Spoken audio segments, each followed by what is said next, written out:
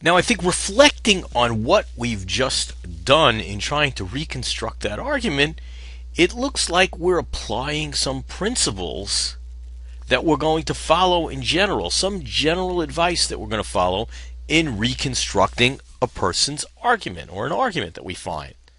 And remember, we want to reconstruct it in the best way we can because our goal is not to decide on a winner or loser in a debate. We're trying to find out what the truth is. So if we do the best job putting together the argument, reconstructing the argument, we can decide if that argument really leads us to the truth. But the first thing you notice we're applying is something that is called the principle of charity. The idea is we're trying to be charitable. We're trying to, not attribute basic, terrible mistakes either in logic or in facts. So if we look at it, the principle that we seem to be following is that we're going to try to formulate a reconstruction whose logic is good.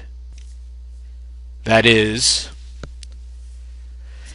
it's either a valid deductive argument or a cogent inductive argument, and whose premises are as reasonable as you possibly can make them. So we're trying to put forward the best argument we can.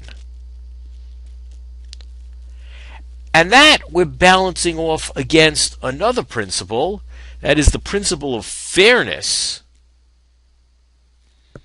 And the principle of fairness requires that when we're adding implicit premises, that we should be adding ones that are consistent with what the author is saying.